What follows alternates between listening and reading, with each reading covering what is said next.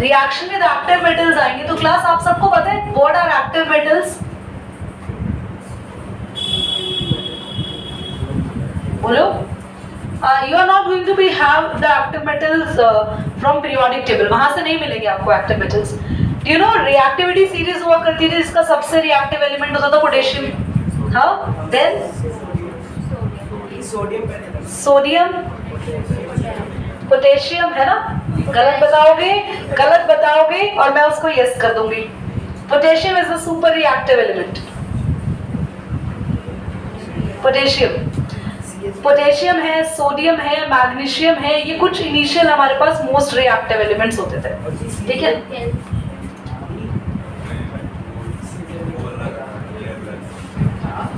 हम लोग reactivity series की बात कर रहे हैं जिसमें potassium is being the top most element. Class 10th में पढ़ा था, मेटल्स एंड नॉन मेटल्स में हमने पढ़ा था। Sodium is comes in the category number 2। ठीक है, ओके। अब आगे आते हैं, बेसिक हम इस चीज को पढ़ते हैं। हम सोडियम और पोटेशियम, मैग्नीशियम ऐसी मेटल से रिएक्शन कराने वाले हैं हमारे हेलो एल्कीन्स की। तो हमारे पास फर्स्ट हमने जिस मेटल से रिएक्ट कराना है, फर्स्ट केस हम जो करने वाले हैं, that first case is with magnesium Mg। ये हमें एक बहुत काम का केस है क्योंकि हम लोग जब भी मैग्नीशियम के साथ रिएक्शन कराते हैं तो हमें मिलता है ग्रिग्नार्ड रिएजेंट। हालांकि रिएक्शन काम की नहीं है बिकॉज इसमें डायरेक्ट क्वेश्चन नहीं आता कि बताइए जरा मैग्नीशियम से रिएक्ट करते हैं तो मिलता क्या है। But to be very clear, हमारे पास कुछ कन्वर्जन्स और कुछ मैपिंग क्वेश्चंस अगर मैं बोलूं कि A is the compound which react with this to give B react with this to give C, तो इस तरीके के हमारे पास क्वेश्चंस में ये रिएक्शन काम आती है और कन्वर्जन में काम आएगी। क्योंकि बच्चों जब तुम आगे जाओगे ना, अभी एल्डिहाइड कीटोन्स पढ़ोगे और आप अल्कोहल्स पढ़ोगे, जिनके स्कूल्स में ऑर्गेनिक चल रही है उन्हें पता होगा कि ग्रिग्नार्ड रिएजेंट आने वाले कुछ चैप्टर्स का बड़ा ही इंपॉर्टेंट हिस्सा है। तो वो बनाना आपको ये रिएक्शन सिखाती है। तो you will going to learn how to make Grignard reagent, first benefit. Second, ये डायरेक्ट इनडायरेक्ट वाले जो क्वेश्चन होते हैं एबीसीडी उससे पूछ रहा था। Welcome look on the board बेटा। तो यहाँ पर for example CH3 CH2 Cl Mg से रिएक्ट करेगा because magnesium is itself a reactive element, reactive metal, so you don't need to give any other catalyst, you don't need to give any other reagent, they simply react together और एक साथ ये combine होके बनाता है CH3 CH2 MgBr MgCl।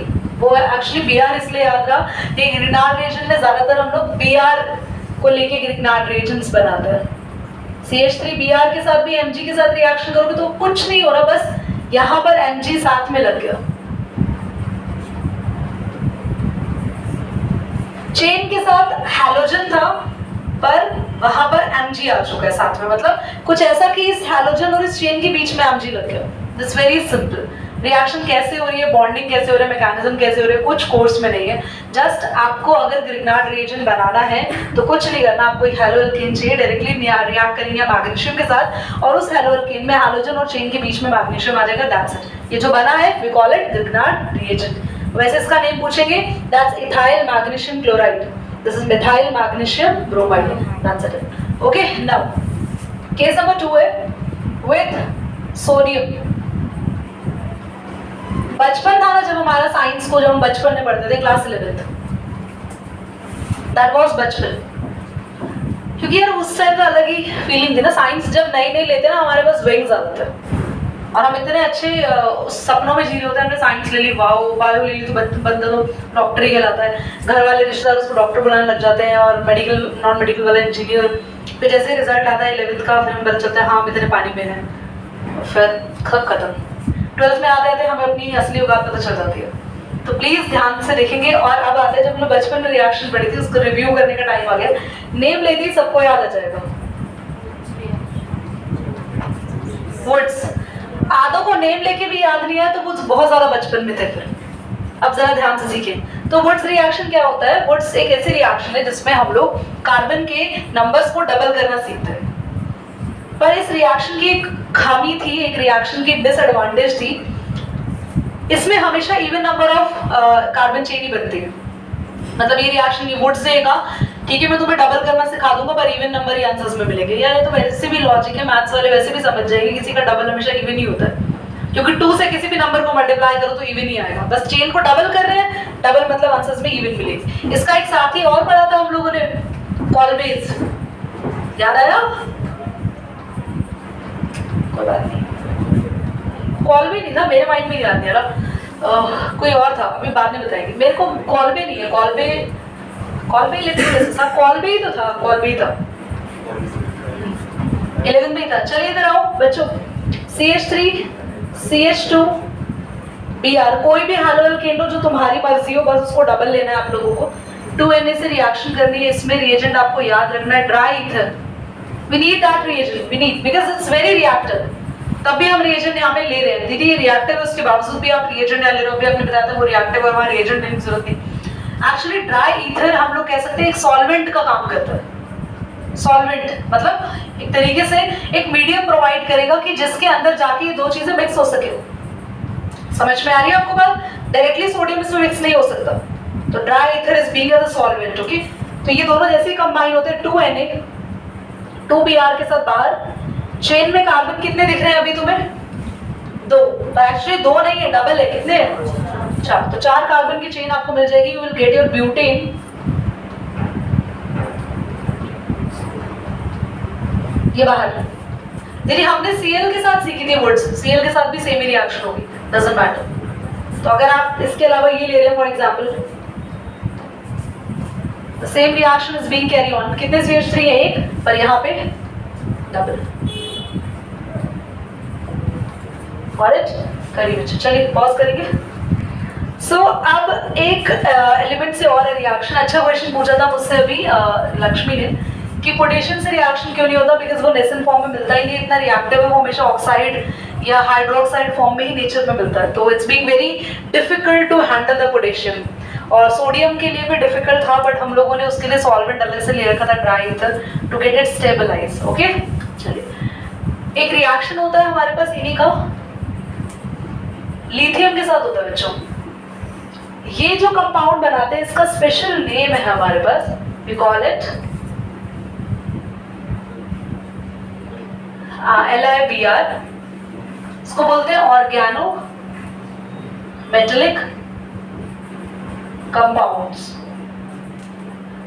इसको नहीं बोलेंगे ऑर्गेनो मेटेलिक कंपाउंड, थोड़ी बनाएंगे, ऑर्गेनो मेटेलिक है मतलब ऑर्गेनिक कंपाउंड और एक मेटल एक साथ आ जाए, we call it organometallic compound. क्या दीदी हम लोग ग्रिग्नार्ड रिएजेंट को ऑर्गेनो मेटेलिक कंपाउंड कह सकते थे क्या? हाँ बिल्कुल कह सकते थे, पर क्योंकि ग्रिग्नार्ड रिएजेंट एक साइंटिस्ट ने बनाया था और जिसने बनाया उसने खुद का नाम दे दिया, तो इसलिए हम ग्रिग्नार्ड को ऑर्गेनो मेटेलिक नहीं बुलाते।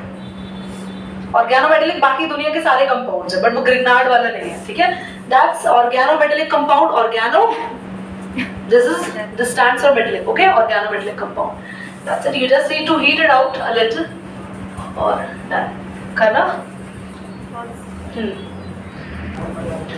So class, ये जो 3 reagents मैंने आपके सामने लिखे हैं, निकेल और प्लैटिनम, निकेल और प्लैटिनम काफी सही हमारे पास कैटलिस्ट के फॉर्म में यूज होते हैं।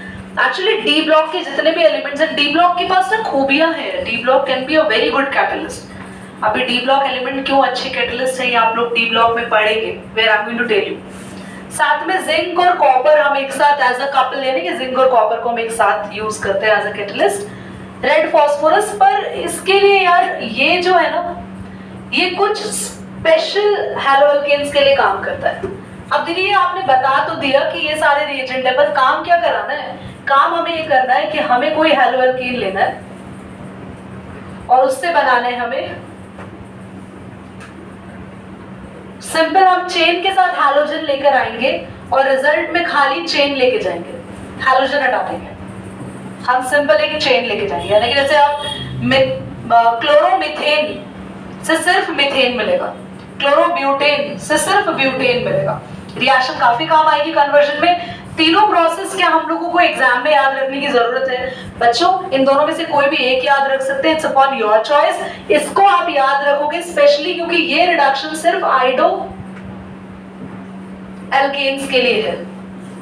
क्या दीदी हम आइडो एल्केन्स को इन दोनों से रिडक्शन नहीं कर सकते? ऑफ कोर्स नो, वो रेड फास्फोरस के लिए स्पेशल रिडक्शन केस है। तो लेट्स हैव एन एग्जांपल। तो हमारे पास एग्जांपल है CH3 CH2 Br। अब बच्चों रिडक्शन करना है तो यार it's very simple, addition of hydrogen is reduction, बचपन में पढ़ लिया था ये तो हमने। रिडक्शन है तो हम हाइड्रोजन ऐड करेंगे ही करेंगे, हमने हाइड्रोजन ऐड किया। चॉइस आपकी है बच्चे कि आप ये वाला रिएजेंट कर सकते हैं, ये तो मुझे डेफिनेटली इसमें और लिखना चाहिए, इन दोनों में से कोई भी एक। तो मैं यहाँ पे यूज कर रही हूँ जिंक ऑब्लिक कॉपर, ठीक है। तो होता क्या है, एक H तो Br के साथ बाहर, और Br के जो प्लेस खाली हुआ है उस पे दूसरा वाला H आ जाएगा। तो now this is CH3 and it becomes CH3 2। CH3 मतलब CH3 आल्सो। पता चले तुम वो 2 ढूंढ रहे हो, नंबर वाला 2 नहीं, TW वाला 2 बोला मैंने। This is CH3 and now this is also CH3। तो देखो आप लोग यहाँ पे ब्रोमोइथेन से सिर्फ इथेन मिला। नाउ आयोडो के साथ काम कैसे होगा यार, यहाँ पर एक और चीज अलग है, एक तो रिएजेंट अलग है और आप H2 ऐड नहीं कर रहे, प्लीज गाइस, आप HI ऐड कर रहे हो। You are not adding H2, you are adding HI। मैंने बोला वो वाला केस अलग है। तो इसमें क्या होता है, आयोडीन एंड आयोडीन, I और I मिलके I2 बाहर, प्लस I का रिप्लेसमेंट किससे होगा बच्चे, and this is your ethane, यहाँ भी हमें मिला, एंड दिस ऑफ इथेन यहाँ भी मिला। आसान, इजी। रीअरेंजमेंट नाम से समझ में आ रहा है कि मतलब basically we are going to rearranging something. तो बात कर रहे हैं हैलोअल्केन्स की, तो अरेंजमेंट भी हैलोअल्केन्स में होगा। तो होता क्या है कि हम हैलोजन की पोजीशन को चेंज कर रहे हैं, changing the position of halogen. So अगर आप मान लो फॉर एग्जाम्पल आप लेके बैठे हैं CH3 CH2 CH2 Cl and आप चाहते हैं कि जो Cl है वो कॉर्नर से बीच में आ जाए, तो बस आपको करना क्या है, आपको लेना है anhydrous aluminium chloride, just need anhydrous aluminium chloride. 573 से लोअर टेम्परेचर पर आपको हीट करना है। अब मुझे या तुम्हें, किसी को भी, इवन मुझे भी नहीं पता कि किसी कंपाउंड के लिए परफेक्ट टेम्परेचर कौन सा होगा। वो तो जब इस पे वर्क करेंगे तो हमें पता चलता जाएगा, बिकॉज बहुत सारे हैलोअल्केन्स है यार, तुम सबके लिए टेम्परेचर याद नहीं रख सकते। तो कोई परफेक्ट टेम्परेचर होगा तो हम यहाँ लिख सकते हैं लेसर या लोअर देन भी लिख सकते थे, 573 केल्विन। आप इस टेम्परेचर पर या इससे कम पर हीट करेंगे। You need to guess the temperature according to the work of laboratory. Fine. होगा क्या, आपके पास ये जो CH3 है ये अपनी पोजीशन बदल कर यहाँ आ जाएगा, Cl सॉरी। अभी क्योंकि Cl यहाँ आएगा तो डेफिनेटली यहाँ से एक H को जाना पड़ेगा और वो H लास्ट वाले कार्बन पे आ जाएगा। जहाँ से Cl निकला वहां पर H आ जाएगा उसकी वैलेंसी को फुलफिल करने के लिए, क्योंकि Cl जहाँ के अटैच हो रहा है वहां से H निकलेगा और जहां पे Cl हटेगा वहां पर H आ जाएगा। तो इट्स वेरी सिंपल, यहाँ Cl आया, H यहाँ से रिमूव हुआ और यहाँ पर एक H एक्स्ट्रा आ गया क्योंकि वो साथ वाले कार्बन से यहाँ शिफ्ट हो गया। Very simple. फॉर एग्जाम्पल अगर यहाँ पर ऐसा और मैं चाहती हूँ कि Cl यहाँ लग जाए, दीदी ये तो एक ही बात है, तो एक ही बात है, Cl यहाँ लग जाए, एक बात तो बताओ, ये तो एक ही बात है। अच्छा एक काम करते हैं, ऐसा लेते हैं, Now I want that Cl यहाँ से हट के इस कार्बन पे लग जाए, वही सेम एनहाइड्रस एल्यूमिनियम क्लोराइड। ऐसे तो दीदी बहुत सारे क्वेश्चन हो सकते हैं, तो यार ऐसे बहुत सारे क्वेश्चन हो सकते हैं, you don't need to worry. यहाँ एक H आ जाएगा, ये CH2 और इसके पास एक Cl, मतलब इसके पास एक H निकला क्योंकि Cl इसके पास आ रहा है, इस कार्बन के पास आ रहा है, और जो H निकला वो Cl की पोजीशन पे आ गया। It's very simple. बस क्लोरीन की different forms of positions change हो जाती है जब रिएक्शन किसके साथ करते हैं, बोलो, टेम्परेचर लोअर देन। करना बच्चे पॉज। ओके इधर आओ यार। हैलोअल्केन्स, हैलोअरीन्स के बारे में हम थोड़ा इनकी रिएक्टिविटी जानेंगे। रिएक्शन, इसका हेडिंग था टॉपिक का केमिकल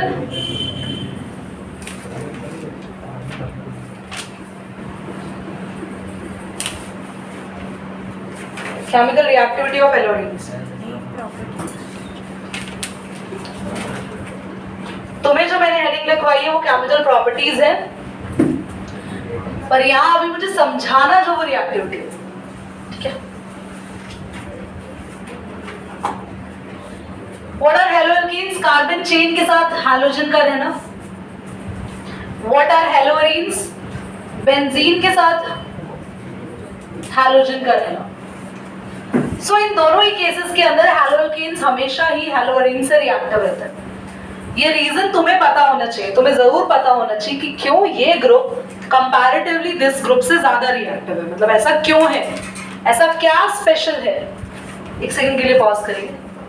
अच्छा कि इन दोनों में से why they are being the more reactive, मैं पूछ रही हूँ तुम लोगों से, कॉपीज में मत देखो, खुद से दिमाग लगाओ ना। मैं ऑलरेडी पॉइंट्स लिखवा चुकी हूँ, शायद मैंने गलती कर दी, तुम लोग वहीं से पढ़ के बता दोगे।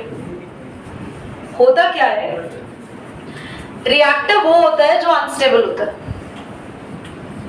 केमिस्ट्री में रिएक्टिव वो है जो अनस्टेबल है।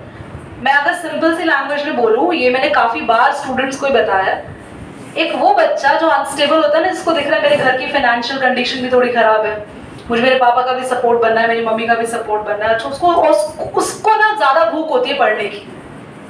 जिसके साथ जितनी अनस्टेबिलिटी है ना, वो उतना रिएक्टिव होगा, उतना पढ़ेगा, अपना जी जान लगा लेगा।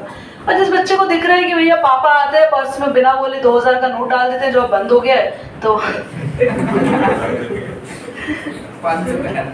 अभी जो भी है उससे बड़ा जो भी आने वाला है करेंसी नोट, वो डाल देता है, बिना बोले डाल देते हैं। तो उस बच्चे की जेब गर्म है, उसको टेंशन नहीं है, उसको वो हालात नहीं पता, उसको वो जिंदगी की जो रियलिटी होती है ना, वो उस बच्चा उस चीज को टच नहीं कर रहा है, वो रिएक्टिव नहीं होगा। उस बच्चे को दिख रहा है कि ऐसी मलाई जैसी जिंदगी है, मैं हमेशा से खा लूंगा। So big no. जिंदगी में तुम लोगों के पास लॉट ऑफ रिस्पॉन्सिबिलिटीज आएंगी, और तुम काबिल हो ना, तुम अपनी जिंदगी को तभी झेल सकते हो, वरना उस केस में आप एक ऐसे एटम की तरह होंगे जिसके साथ जिंदगी में कोई रिएक्शन ही नहीं करना चाहेगा। You are not going to be the part of periodic table। Hydrogen जैसी हालत हो जाएगी किसी भी ग्रुप के लिए रहोगे। So now ये मैंने क्यों समझाया तुम्हारी लाइफ का एग्जाम्पल देके, भाई दोनों में से ये रिएक्टिव है इसलिए बिकॉज यहाँ पर अनस्टेबिलिटी है। याद रखना, रिएक्टिव वो होगा जो अनस्टेबल होगा, ये स्टेबल है। और जहां पे भी बेंजीन से स्टेबिलिटी की बात आए तो पहली चीज अपने दिमाग में रखना हमेशा रेजोनेंस को। रेजोनेंस एक पहला ऐसा वर्ड है you have to keep every time in your mind whenever I am talking about benzene और any compound related to benzene. तो यहाँ पे आपके पास स्टेबिलिटी है ड्यू टू बेंजीन, यहाँ पे रेजोनेंस रहता है, रेजोनेटिंग स्ट्रक्चर्स बन सकता है। तो due to resonating structures it is going to be stable. अभी ये स्टेबल है तो डेफिनेटली ये रिएक्टिव कम है। पहला रीजन हम लोग को रेजोनेंस मिल गया, there is a resonance, there is no resonance. यहाँ पे नो रेजोनेंस, यहाँ रेजोनेंस है। दूसरा रीजन आता है हमारे पास हाइब्रिडाइजेशन का। इस रीजन को अगर आपने बहुत ध्यान से सीख लिया तो तुम लोगों के पास आधी से ज्यादा चीजें सॉल्व हो गई। R stands for carbon and X stands for halogen। यहाँ पे भी ये this stands for carbon and X stands for halogen। देखो ध्यान से देखो तो बच्चों, इन दोनों के अंदर अगर हम बात करते हैं, फॉर एग्जाम्पल ये वाला जो कार्बन है ये बेंजीन का कार्बन नहीं है, चेन का कार्बन है। ये कार्बन कैसा है? दिस इज sp3 और ये वाला कार्बन है sp2। sp3 और sp2 में s कैरेक्टर कितना है ये देखने से पता नहीं चलता, p की वजह से पता चलता है। p को देखकर पता चलता है उसमें s कैरेक्टर कितना है। पहले बताओ p कैरेक्टर दोनों में से किसमें ज्यादा है? इसमें p ज्यादा है तो s लेस। यहाँ पर p दोनों में से p कम है, यहाँ पे s मोर। और s एक ऐसा, ये s और p क्या है? If we are moving to flashback in class 11 तो s और p ऑर्बिटल्स है and s is the orbital which is going to be near the nucleus every time। and ये ऑर्बिटल अगर न्यूक्लियस के बहुत पास है तो इसके अंदर वो ताकत है कि दूसरे के इलेक्ट्रॉन को खींच के रखेगा।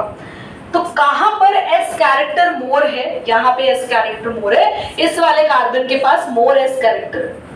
तो क्योंकि यहाँ पर मोर s कैरेक्टर है तो ये जो बॉन्ड होगा this bond will be strong और electrons on halogen attracted towards carbon।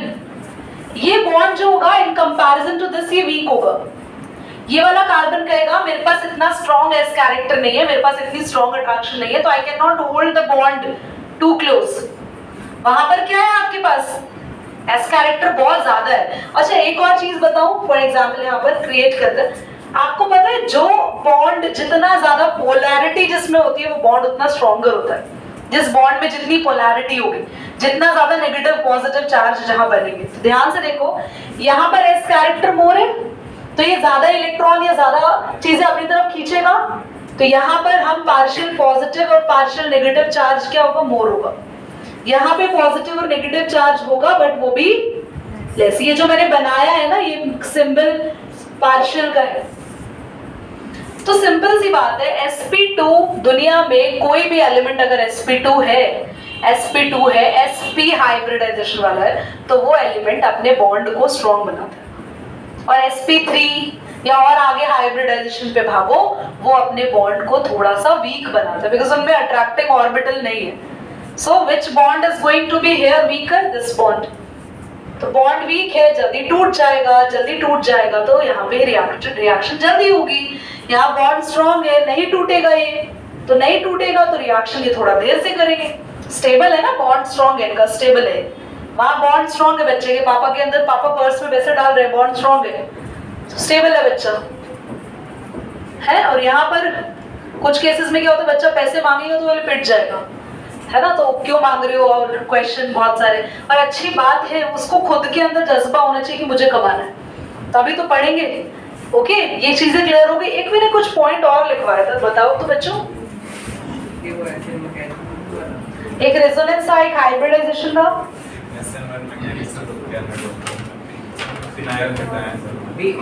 Phenyl inability to form phenyl ketone.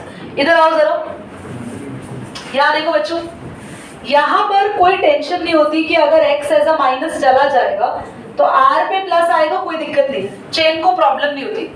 हमने पढ़ा है ना कार्बोकेटायन बनता है, पिछली क्लास की वीडियो देख लेना, रिकॉर्डेड, मैंने बताया था प्राइमरी टर्शियरी सेकेंडरी कार्बोकेटायंस बनता है।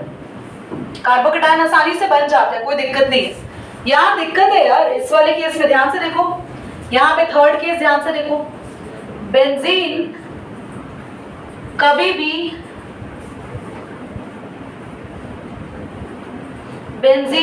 भी एक X को ऐसा माइनस रिलीज करके बेंजीन अपने ऊपर पॉजिटिव चार्ज नहीं लाती। ये चीज जिंदगी में पॉसिबल नहीं होता बेंजीन की। बेंजीन एक प्लस चार्ज को अपने ऊपर लेके नहीं घूम सकती, इट कैन नॉट टॉलरेट। और जब बेंजीन अपने ऊपर प्लस चार्ज नहीं लाती, वो फिनाइल कैटायन नहीं बनाती। तो आपको याद है पिछली क्लास का SN1 मैकेनिज्म हम लोगों ने पढ़ा था, हमने मैकेनिज्म वो पढ़ा था, जो जितना जल्दी कैटायन बनाएगा वो उतना जल्दी रिएक्शन करेगा। पिछली क्लास याद है? पिछली क्लास में ही नहीं थे, पिछली क्लास याद ही नहीं है। वीडियो भेजा था वो भी नहीं देखा, मैं खुद आ जाती फोन लेके ना, मैं वीडियो दिखाऊंगी सबको। यार देखो यार, तो SN1 मैकेनिज्म में हमने पढ़ा था, जो जितना जल्दी कैटायन बनाएगा वो उतना जल्दी रिएक्शन करेगा। ये बना रहे क्या कैटायन, बताओ तो। बेंजीन बना रहा है कैटायन, फिनाइल कैटायन बन रहा है, नहीं बन रहा। तो ये नहीं बन रहा तो ये कौन सी रिएक्शन नहीं देगा, न्यूक्लियोफिलिक रिएक्शंस ये नहीं देगा, या बहुत मुश्किल से देगा। समझ में आया? बिकॉज ये कैटायन नहीं बनाता। I think it's all clear. करो एक बार पॉज करो तुम लोग।